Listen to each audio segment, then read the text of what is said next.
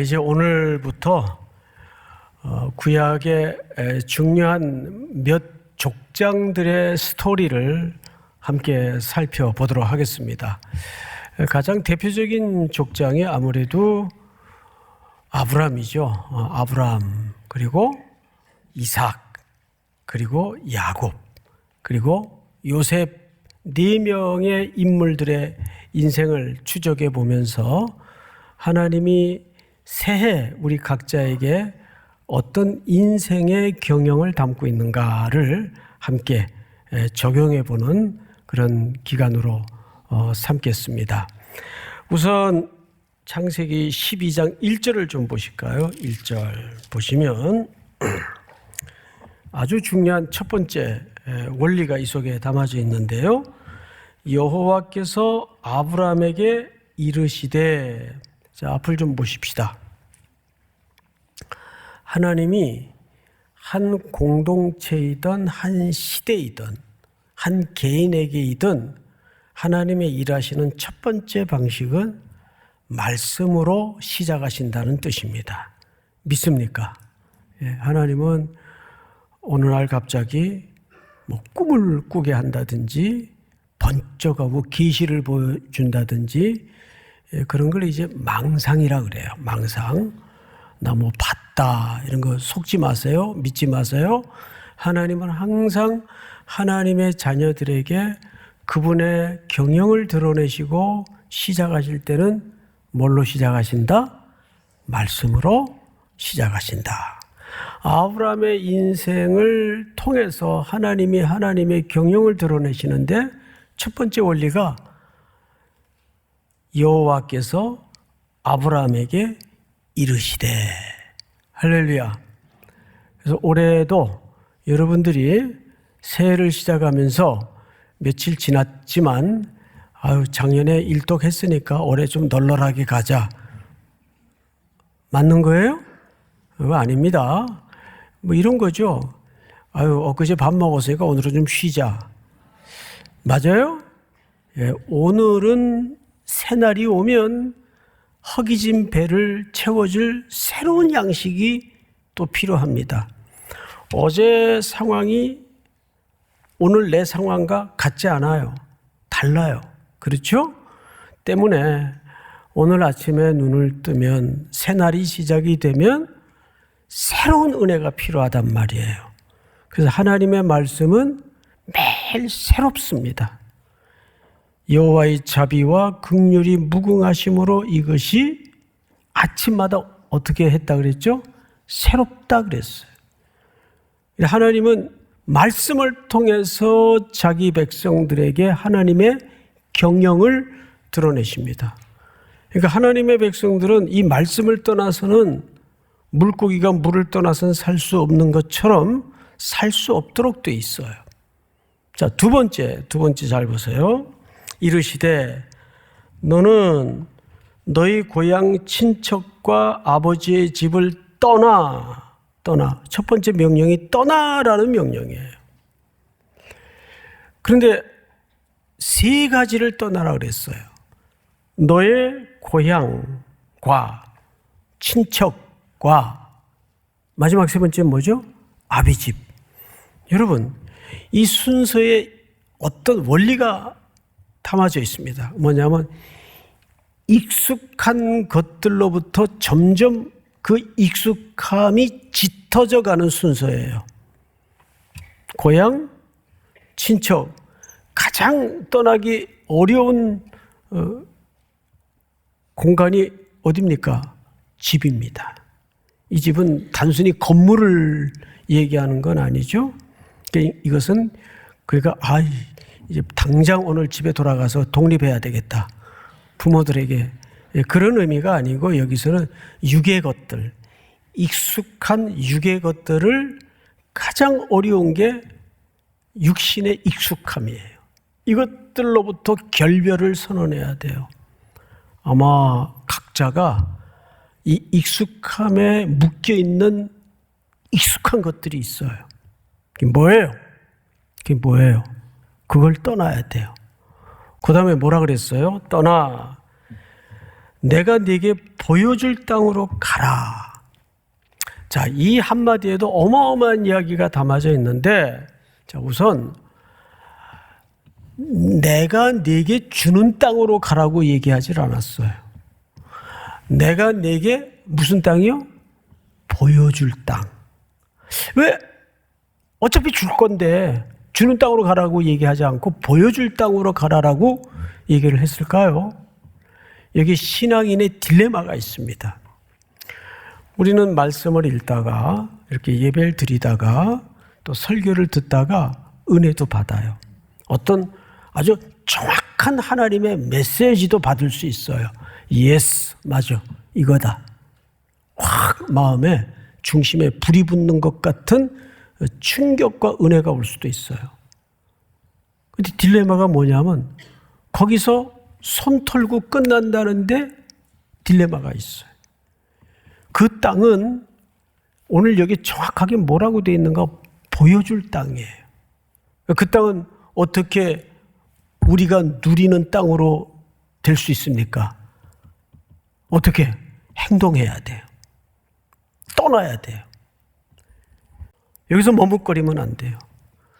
그림만 붙들고 있으면, 꿈만 붙들고 있으면 그 꿈은 그냥 꿈인 거예요. 그냥 종이에 그린 그림에 불과한 거예요.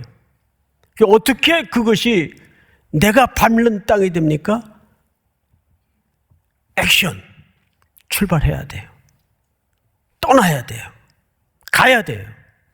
자, 그런데 여기 마지막 우리가 붙들어야 될 아주 이상한 표현 하나가 뭐냐면 가라라는 명령형 동사예요.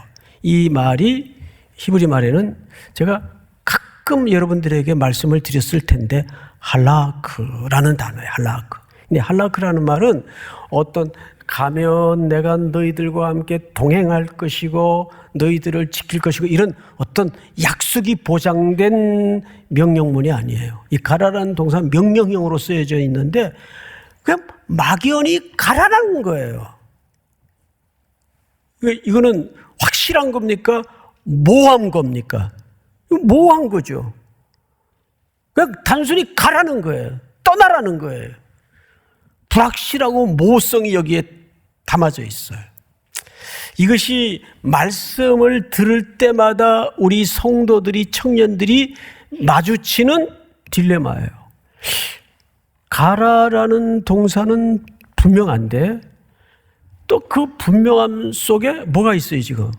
불확실성과 모호성이 있단 말이에요.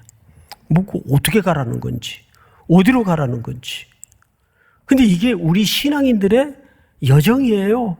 돌아보면 막연하게 그냥 떠날 수밖에 없을 때가 얼마나 많습니까?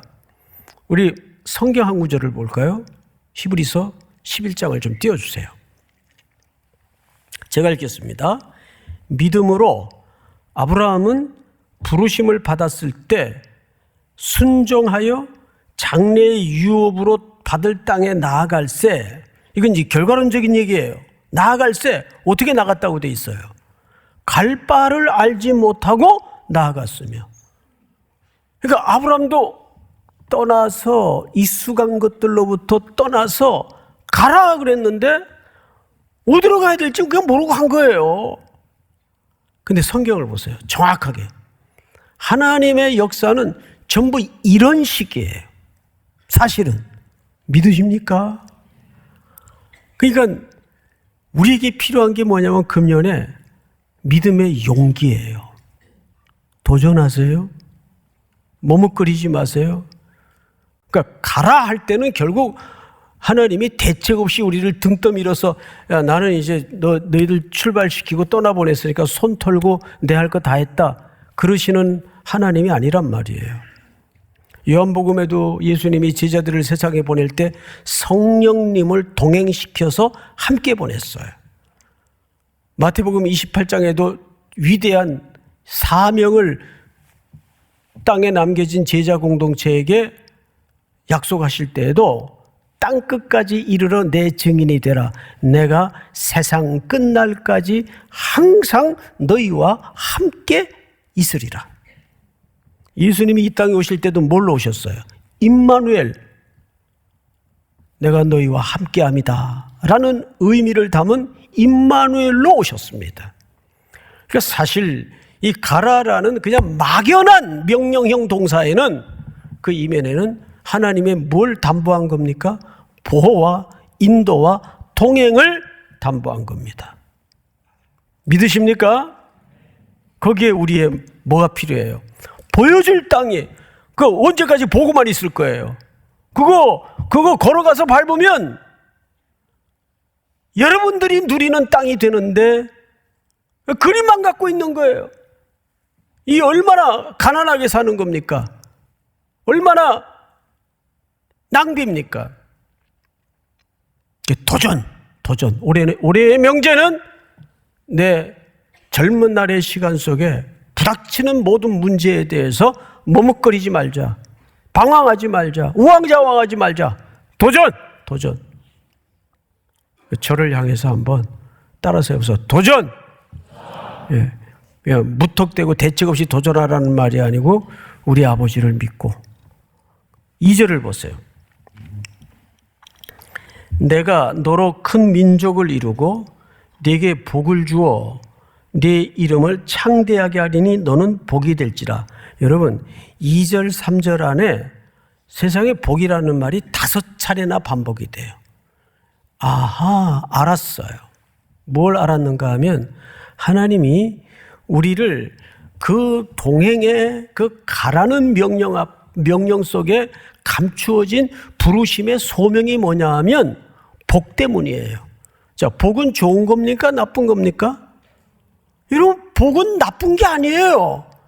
그 복이 자기를 위한 탐욕의 방향으로 가치가 흘러갈 때는 그 복은 옳지 않은 복이 되지만 하나님이 이 세상을 창조하실 때에도 뭘 위해서 창조하셨죠? 복을 주기 위해서 창조하셨어요. 그런데 인간이 하나님을 거스리고 반역하면서 그 복이 병이 들고 이 땅은 저주가 가득한 세상으로 바뀌고 말았습니다. 그래서 이 땅의 기본적인 질서는 저주예요. 이 땅의 수많은 피부름, 비명, 전쟁, 기근, 갈등, 분노, 살인 이런 모든 것들이 저주 속에서 잉태되는 증상들입니다. 하나님을 떠난 인류의 결과예요. 그런데 하나님은 왜 아브라함을 소명하셔서 부르셔서 보내시는가? 그 저주 가득한 세상과 땅을 향해서 그 저주를 갈아엎고 거기에 하나님의 복을 재건하고 하나님의 복을 회복하기 위해서 우리를 부르시는 거라고요. 이게 뭐예요? 오늘 우리식으로 표현하자면 미셔널 처치예요. 여러분들을 왕 같은 제사장으로 부르시고 소명하시는 것도 하나님이 이 세상에 뭘 바꾸기 위해서 저주를, 한숨을, 눈물을 복으로 바꾸기 위해서 전날의 한숨 변하여 노래로 바꾸기 위해서 비명을 하나님을 향한 찬양으로 바꾸기 위해서 우리를 소명하시고 부르시는 겁니다. 믿으십니까? 하나님의 계획 속에 여러분이 있습니다. 믿습니까? 그런데 하나님은 다 된 사람, 남을 할 데가 없는 사람, 스펙이 갖춘 사람을 통해서 그분의 은혜를 드러내지 않습니다. 고린도전서 1장에 보면 띄워주세요. 형제들아, 너희를 부르심을 보라. 육체를 따라 지혜로운 자가 많지 아니하며 능한 자가 많지 아니하며 문벌 좋은 자가 많지 아니하도다. 없다는 건 아니에요. 많지 않도다, 대체적으로. 그러나 잘 들어보세요. 하나님께서 세상에 미련한 것들을 택하사 지혜 있는 자들을 부끄럽게 하려 하시고 세상에 약한 것들을 택하사 강한 것들을 부끄럽게 하려 하시며 하나님께서 세상에 천한 것들과 멸시받는 것들과 없는 것들을 택하사 있는 것들을 폐하려 하시나니. 다 같이 시작. 아무 육체도 하나님 앞에서 자랑하지 못하게 하려 하심이라. 아멘. 오직 하나님이 하셨군요. 하나님이 여기까지 인도하셨군요. 그분을 똑똑하고 잘난 사람들 앉혀놓으면 자기가 똑똑해서 된 거예요. 잘나서 된 거예요. 스펙이 좋아서 된 거예요. 내가 할 만한 재능이 있으니까 이 결과가 나온 거예요. 이렇게 된다고요. 사람은 어쩔 수 없어요. 이는 아무 육체도 하나님 앞에서 자랑하지 못하게 하려 하심이라. 그러니까 하나님께서 아브라함을 불러서, 아브라함도 이제 이후의 생애를 보면 얼마나 미친 짓을 많이 해요. 얼마나 엉뚱한 짓을 많이 해요. 그걸 한 걸음 한 걸음 하나님이 설득하시고 기다리셔서 아브라함을 아브라함 되게 만드는 거예요. 여기 또 하나의 딜레마가 있어요. 여러분, 이제 복을 흘려보내는 존재가 돼야 되는데 11장 30절에 보시면 이렇게 돼 있습니다. 우리 찬양대만 한번 읽어볼까요? 30절, 11장 30절 시작. 다시 시작. 네. 지금 아무 자식도 없는데 지금 아브람이라는 말은 높으신 아버지, 사레라는 말은 높으신 어머니. 그 이름을 바꿔주죠. 아브라함으로 바꾸고 사라로 바꿔요. 그 말은 무슨 뜻인가 하면 많은 후손들의 아버지, 열국의 아버지, 열국의 어머니라는 뜻이에요. 자식이 없는데 이게 신앙인들의 현실적인 약속과 현실 사이의 딜레마예요. 그럼 교회 가서 성경 공부하고 말씀을 들을 때면 붕 떠갖고 와요. 그래서 가스라이팅 당한 것처럼 하여간 붕 떠갖고 와. 근데 내 현실로 돌아가면 아이고 이래가지고 뭐가 되겠나 싶은 게 매일 반복되는. 그런데 성경은 뭐라 그래요? 그런 완성된 사람들을 하나님이 불러다가 하나님이 일을 하시는 게 아니다. 가라고 할 때는 그 가라는 명령 속에 뭐가 있다고요? 인도와 보호와 동행의 약속이 있다는 겁니다. 그분을 믿고 가는 거예요. 그래서 그분이 하시는 걸 우리는 목도할 뿐이에요. 그래서 이들을 어떻게 하시는가? 그 부르심 앞에 자 3절을 보세요. 너를 축복하는 자에게는 내가 복을 내리고 너를 저주하는 자에게 내가 저주하리니 땅의 모든 족속이 너로 말미암아 복을 얻을 것이라 하신지라. 이게 이제 히브리 문법상으로 조금 어렵습니다. 여러분 재규용법이라고 아시죠? 재규용법. 학교 다닐 때 다 공부들 하셨죠? 재규용법이 있고 또 수동형이 있어요. 근데 이 본문을 어떤 신학자들은 수동형으로 이해를 해요. 수동형으로 해석을 하면 어떤 의미가 되냐 하면 내가 너를 반드시 복의 통로로 만들 것이다. 그래서 너를 통해서 모든 민족이 복이 되게 할 것이다. 이게 수동형으로 해석을 하는 거예요. 근데 재규용법으로 해석을 하면 해석이 이렇게 됩니다. 너를 샘플로 만들어서 모든 사람들이 너를 바라볼 때마다 서로 모범이 되게 하고 서로 복을 나누고 복을 주고받게 해서 이 땅을 복되게 만들 것이다. 이런 의미가 됩니다. 재규용법으로 해석을 하면. 근데 이걸 굳이 학자들의 논리처럼 나눌 필요가 있을까? 묵상하는 가운데 저는 이런 생각이 들더라고요. 첫 번째 의미도 당연히 있어요. 하나님이 복되게 하셔서 그를 통해 하나님의 복을 세상에 흘려보내요. 두 번째는 그를 샘플로 만들어서 나도 저 암흑의 간사님 형처럼 살아야 되겠다. 서로 나눔과 섬김을 통해서 그 복이 확대되게 만드는 재기용법으로 해석할 수가 있어요. 근데 저는 이 두 개의 의미가 다 이 본문 속에 담아져 있다고 확신합니다. 마지막으로 성경을 보십시다. 6절. 아브라함이 그 땅을 지나 세겜 땅 모래 상수리 나무에 이르니 그때 가나안 사람이 그 땅에 거주하였더라. 자, 앞을 보십시다. 가나안 사람이 그 땅에 거주했어요. 자, 황당하죠? 아브라함 입장에서는 빈 땅인 줄 알았는데 가라 그래서 왔더니 그 땅에 이미 정치, 경제, 문화, 종교의 영역에까지 이미 기존 문화가 웅크리고 견고하게 콘크리트를 치고 있었어요. 그럼 이제 어떤 일들이 예상됩니까? 전쟁이죠. 차지하려면 전쟁을 해야 될 거 아니에요. 뭐 이런 법이 어디 있어요? 천신만고 그때 들어왔는데 진공 상태가 아니더라고요. 이때 얼마나 생각이 복잡했을까요? 돌아가야 되나? 싸워야 되나? 근데 뭐 싸울래도 뭐 힘이 있어야 싸우죠. 그 어마어마한 가나안 땅에 겨자씨밖에 안 되는 조그만 이방인인데 어떻게 싸워요? 이때 아브라함이 뭘 했는지 아세요? 잘 보세요. 7절. 여호와께서 아브라함에게 나타나 이르시되 내가 이 땅을 네 자손에게 주리라 하신지라. 자기에게 나타나신 여호와께 그가 그곳에서 제단을 쌓고 8절 끝에 보니까 제단을 쌓고 여호와의 이름을 부르더니. 자, 앞을 보십시다. 바로 이겁니다. 여러분,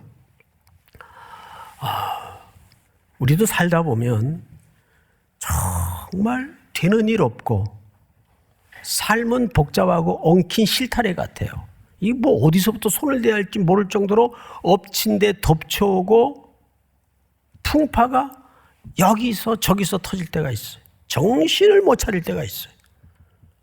그때 방법은 하나밖에 없어요. 딱 예배에 집중하는 거예요. 거기서부터 실타래가 풀어집니다. 신기하죠? 저는 그런 체험을 너무 많이 해요. 뭐 여기서 공격하고 마음이 상하고 이럴 때 예배 자리에 딱 들어앉아서 하나님께 집중하는 거예요. 그리고 거기에서 하나님이 그 어떤 상황이 나를 흔들 수 없는 샬롬을 주시고 말씀을 들려주시면서 해치고 나갈 이유와 방향을 정확하게 말씀하십니다. 딱 들어왔더니 7 중후장대한 가나안 원주민들이 나름대로의 종교와 문화를 형성한 채 가득 메워져 있는 거예요. 그 땅이. 그 가장으로서 얼마나 식솔들이 많고 그들의 목숨이 자기 손에 다 부담으로 얹어져 있는데 잠이 안 오죠. 잠이. 어떻게 해야 되나? 어떻게 해야 되나? 돌아가야 되나? 하나님 도대체 뭐예요? 제단을 쌓고 하나님 앞에 그분의 이름을 성호를 부르면서 집중합니다. 여러분, 삶이 뒤죽박죽 엉켜져 있고 힘겨움이 밀려올 때마다 예배 집중하세요. 예배 집중하면 주께서 여러분들을 가장 직접적으로 대면해 주시고 만나 주시는 현장이 될 겁니다. 2024년 밝아온 새해는 내 눈에 아무것도 지금 보이지 않지만 떠나라, 가라. 내가 동행할 것이다, 보호할 것이다, 인도해 줄 것이다.